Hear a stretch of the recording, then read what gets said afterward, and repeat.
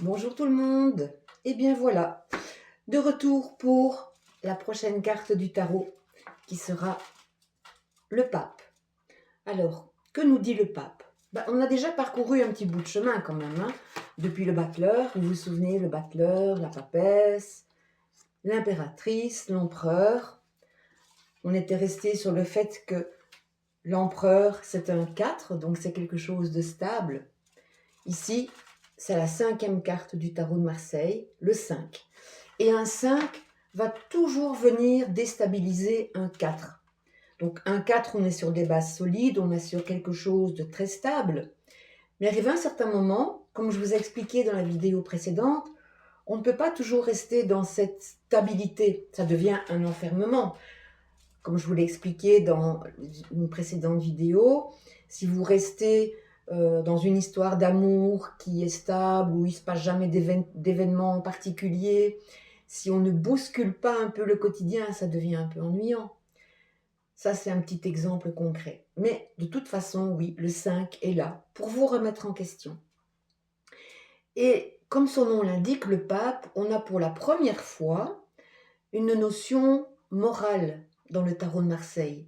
La question de est-ce que c'est bien ou est-ce que ce n'est pas bien ce que je suis occupé à accomplir pour l'instant. Donc le pape va venir nous mettre en questionnement, va venir bousculer nos habitudes, va nous montrer une nouvelle voie. Vous voyez, avec son doigt, il pointe une direction. Donc le pape va nous mettre face à nos valeurs. Est-ce que ces événements, est-ce que ma situation correspondent à ma valeur ou pas? Donc le pape est un guide. Le pape est celui qui va vous montrer une voie en disant « Regarde, tu peux aller par là ».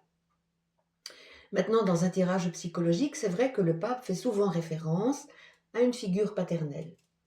Donc je vous avais parlé de l'empereur qui était une figure paternelle qui dans une forme de stabilité, quelque chose de concret, une personne sur laquelle on peut compter. Le pape va plutôt être ce père ou cette figure paternelle qui va vous guider, qui est là un peu pour s'appuyer dessus et avoir les bons conseils. Alors, qu'est-ce que je peux encore dire sur le pape? Le pape, vous voyez, en fait, il donne une direction et en même temps, il est ici, il a un gant bleu.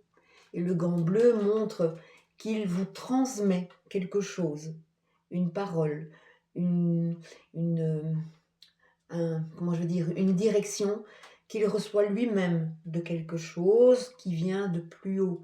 Donc c'est quelqu'un qui transmet une parole, c'est quelqu'un qui transmet un enseignement. C'est pour ça souvent qu'il est aussi associé à un maître, à un guide, à un enseignant.